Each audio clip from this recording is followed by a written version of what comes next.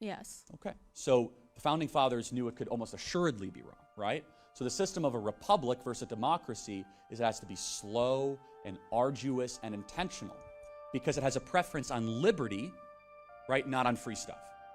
And so over a period of time, how do you best protect liberty?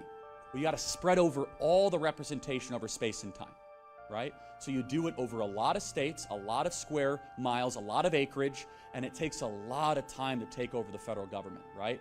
You have to win an election, and then an election, and an election. It's not impossible. We eradicated slavery. We gave women the right to vote. So it's possible to get change done. But the Founding Fathers were less concerned about getting progress done really quickly, and they were more concerned with the government doing bad stuff too quickly. Does that make sense? But that is not what you said. You said that your specific problem is the government does not do the will of the people. Why is it that your will and what you want is more important than that of the majority? Well, it's not my will, it's the framers and the system we have.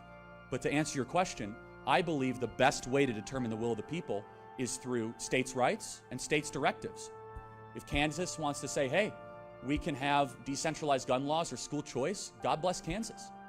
And so the question is not, is national will also versus state will, right? So we have to recognize that the values of someone in Kansas, in Manhattan, Kansas, is a lot different than the values of someone in Manhattan, New York. It's a lot different. And so through a democracy, it'd say, hey, the people of New York City want to have firearms confiscated. I don't think that dog's going to hunt in Manhattan, Kansas.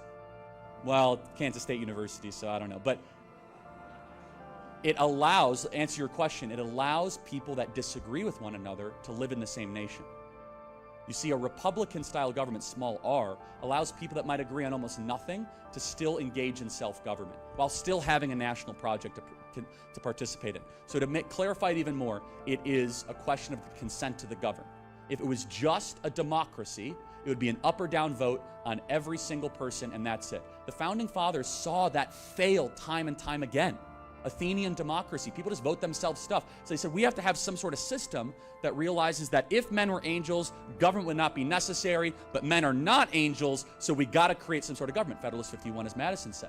So we got to figure this out. So government is necessary, but we don't want to have too big a government, and people are just going to vote themselves stuff all the time. So how do we do that? Well, local is better than national. You got to have some sort of a national influence, and so they created the great balance between Jeffersonian and Hamiltonian type philosophy, as we know, is the U.S. Constitution. And the one thing they all agreed on, though, is human nature. They knew that absolute power corrupts absolutely, and that people were